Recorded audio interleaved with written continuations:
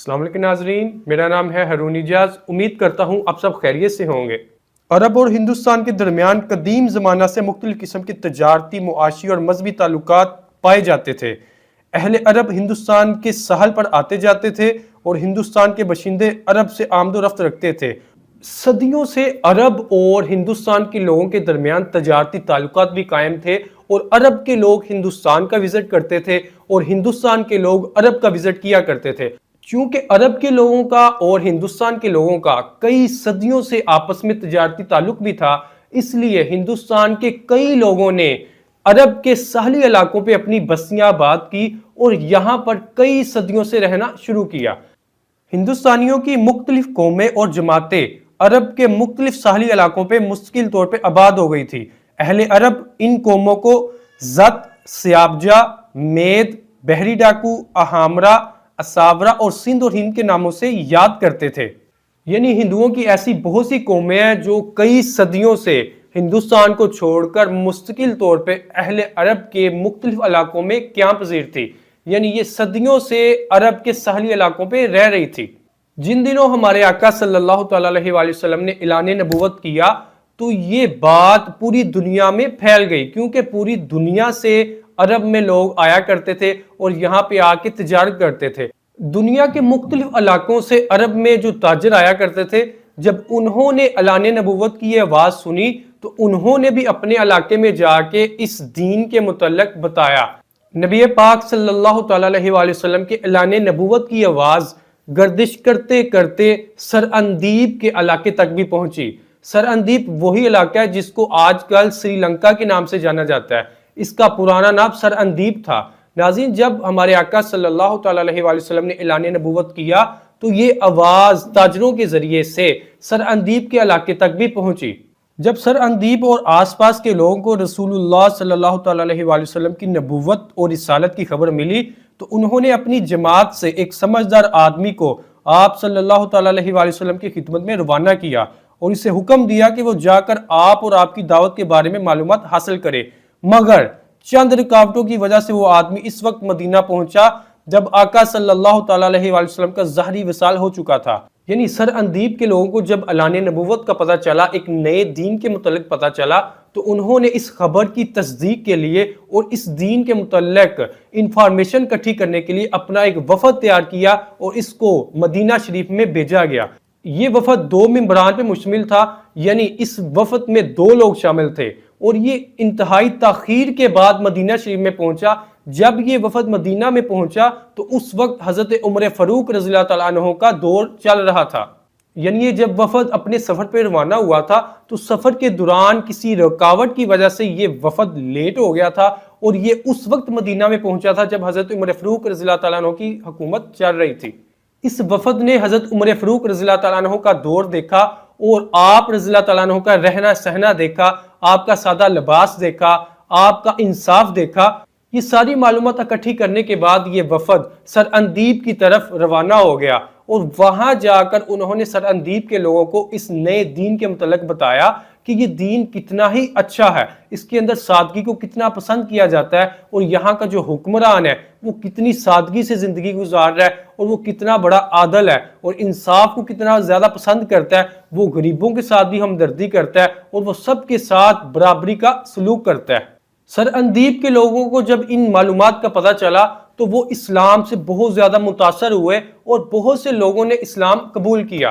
سن 6 ہجری کے آخر میں ہمارے آقا صلی اللہ تعالیٰ علیہ وآلہ وسلم حدیبیہ سے جب واپس آئے تو آپ نے پوری دنیا کے بڑے بڑے بادشاہوں کے نام خطوط لکھے اور ان کو اسلام کی دعوت دی۔ اس وقت دنیا کے اندر 2 بڑی بڑی عالمی طاقتیں موجود تھی، ایک ایران کی طاقت تھی اور دوسری کیسر روم کی طاقت تھی۔ ہمارے آقا صلی اللہ تعالیٰ علیہ وآلہ وسلم نے ان دونوں سمیت دیگر تمام بادشاہوں کو خطوط لکھے اور ان سب کو اسلام کی دعوت دی۔ ہمارے آقا صلی اللہ تعالیٰ علیہ وآلہ وسلم نے عمان اور بحرین کے بادشاہوں کے نام بھی خطوط لکھے اور ان دونوں کو بھی اسلام کی دعوت دی۔ ناظرین، عمان اور بحرین یہ 2 ایسے ساحلی علاقے ہیں جو ہندوستان کے بالکل سامنے ہیں۔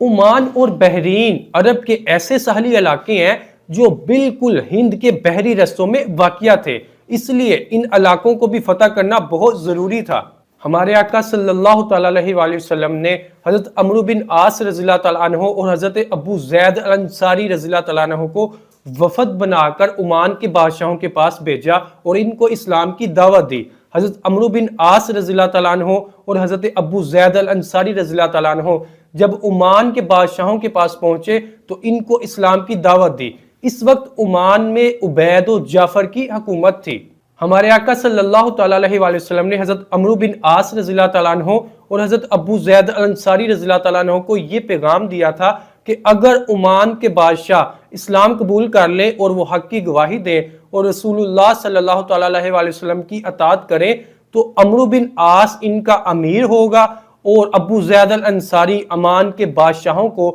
اور یہاں کے نیو مسلمز کو نماز پڑھائیں گے اور یہ دونوں مل جل کر یہاں پر اسلام کی تبلیغ دیں گے۔ عمرو بن عاص رضی اللہ تعالیٰ عنہ اور ابو زید الانصاری رضی اللہ تعالیٰ عنہ کافی عرصہ تک عمان میں رہے اور یہاں کے لوگوں کو اسلام کی تبلیغ کرتے رہے۔ اسی طرح 8 ہجری کی ابتدا میں ہمارے آقا صلی اللہ تعالیٰ علیہ وآلہ وسلم نے العلا بن عبداللہ بن عماد الحضرمی کے ہاتھ ایک خط بحرین کے لوگوں کی طرف بھیجا اور ان کو اسلام کی دعوت دی۔ العلا بن الحضرمی یہ خط لے کے جب بحرین کے باشندوں کی طرف آئے تو ان میں سے بھی بہت سے لوگوں نے اسلام قبول کیا۔ یعنی 8 ہجری کے شروع تک اسلام عرب کے ان ساحلی علاقوں یعنی عمان اور بحرین میں بھی داخل ہو گیا تھا، اور یہ دونوں وہ علاقے ہیں جو بالکل ہندوستان کے سامنے واقع ہیں، اور ہندوستان میں جانے کے لیے یہ بہت ہی اہم بندرگاہیں تھی۔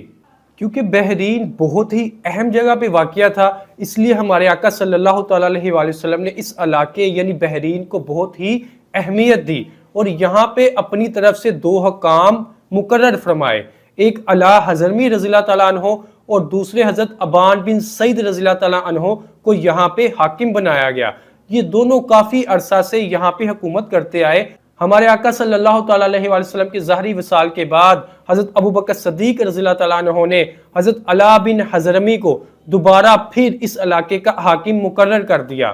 حضرت ابو بکر صدیق رضی اللہ تعالیٰ عنہ کے دور کے بعد جب حضرت عمر فاروق رضی اللہ تعالیٰ عنہ کا دور حکومت آیا تو آپ رضی اللہ تعالیٰ عنہ نے حضرت علا بن حضرمی کو یہاں سے ہٹا دیا اور ان کی جگہ پہ حضرت ابو ہریرہ رضی اللہ تعالیٰ عنہ کو بحرین کا حاکم بنا دیا۔ تقریباً 15 ہجری تک حضرت ابو ہریرہ رضی اللہ تعالیٰ عنہ بحرین میں حاکم رہے اور 15 ہجری کے اندر حضرت عمر فاروق رضی اللہ تعالیٰ عنہ نے حضرت ابو ہریرہ رضی اللہ تعالیٰ عنہ کو بحرین کی حکومت سے ہٹا دیا اور ان کی جگہ حضرت عثمان بن ابی العاصی رضی اللہ تعالیٰ عنہ کو حاکم بنا کر بحرین اور عمان کی طرف روانہ کیا۔ حضرت عثمان بن ابی العاصی ایسی شخصیت ہیں جن کو ایک ہی ٹائم میں حضرت عمر فاروق رضی اللہ تعالیٰ عنہ نے بحرین کی حکومت بھی دی اور عمان کی حکومت بھی دی۔ حضرت عثمان بن ابی العاصی ثقفی رضی اللہ تعالیٰ عنہ ہی ایک ایسی شخصیت ہے جنہوں نے سب سے پہلے غزوہ ہند کی ابتدا کی اور ہندوستان کے 3 مختلف علاقوں پہ حملہ کر کے سب سے پہلے غزوہ ہند کو شروع کیا۔ حضرت عثمان بن ابی العاصی ثقفی رضی اللہ تعالیٰ عنہ 4 بھائی تھے۔ ان کے ایک بھائی کا نام حضرت حکم رضی اللہ تعالیٰ عنہ تھا، دوسرے کا نام حضرت مغیرہ بن ابی العاصی رضی اللہ تعالیٰ عنہ تھا، تیسرے کا نام حضرت حفص بن ابی العاصی رضی اللہ تعالیٰ عنہ تھا۔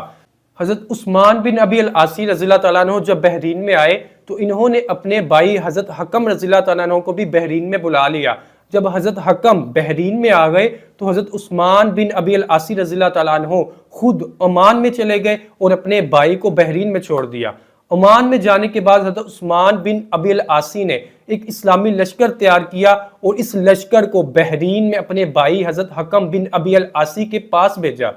حضرت عثمان بن ابی العاصی نے اپنے بھائی حضرت حکم رضی اللہ تعالیٰ عنہ کو یہ میسج دیا کہ تم یہ لشکر لے کر ہندوستان کے 2 مختلف علاقوں یعنی تھانہ اور بروچ پر حملہ کرو۔ حضرت حکم رضی اللہ تعالیٰ عنہ نے اپنے اس لشکر کے ساتھ ہندوستان کے علاقے تھانہ اور بروچ پر سب سے پہلے حملہ کیا اور یہاں پر شاندار فتوحات کا سلسلہ شروع کیا۔ ناظرین، تھانہ اور بروچ وہ علاقے ہیں جن کو آج کل بمبئی اور گجرات کے ناموں سے جانا جاتا ہے۔ حضرت عثمان بن ابی عاصی ثقفی رضی اللہ تعالیٰ عنہ نے جب اپنے بھائی حضرت حکم رضی اللہ تعالیٰ عنہ کو ہندوستان کے علاقے تھانہ اور بروچ کی طرف روانہ کیا تو انہوں نے اپنے دوسرے بھائی حضرت مغیرہ بن ابی عاصی رضی اللہ تعالیٰ عنہ کو ایک بحری لشکر دے کر سندھ کے علاقے دیبل کی طرف بھیجا۔ حضرت مغیرہ بن ابی عاصی رضی اللہ تعالیٰ عنہ نے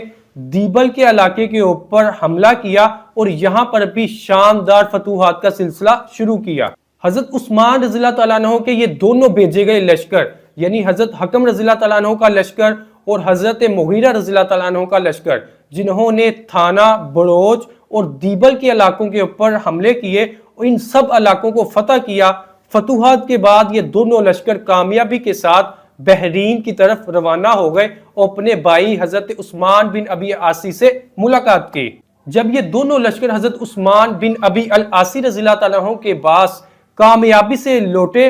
تو حضرت عثمان رضی اللہ تعالیٰ عنہ نے اس جنگ کی ساری تفصیل لکھوا کر حضرت عمر بن خطاب رضی اللہ تعالیٰ عنہ کے پاس بھیج دی۔ حضرت عثمان بن ابی عاصی رضی اللہ تعالیٰ عنہ کا خاندان ایک ایسا خاندان ہے جس نے اسلام کی نمائندگی کرتے ہوئے سب سے پہلے غزوہ ہند کی ابتدا کی اور ہندوستان کے 3 مختلف علاقوں کے اوپر حملہ کر کے اس کو قبضہ کیا۔ یوں 15 ہجری کے بعد ہی حضرت عمر فاروق رضی اللہ تعالیٰ عنہ کے دور حکومت میں ہی سب سے پہلے ہندوستان کے علاقوں کو فتح کیا گیا اور غزوہ ہند کی ابتدا ہوئی، جس کی پیش گوئیاں ہمارے آقا صلی اللہ تعالیٰ علیہ وآلہ وسلم نے اپنی احادیث کے اندر دے دی ہوئی تھی۔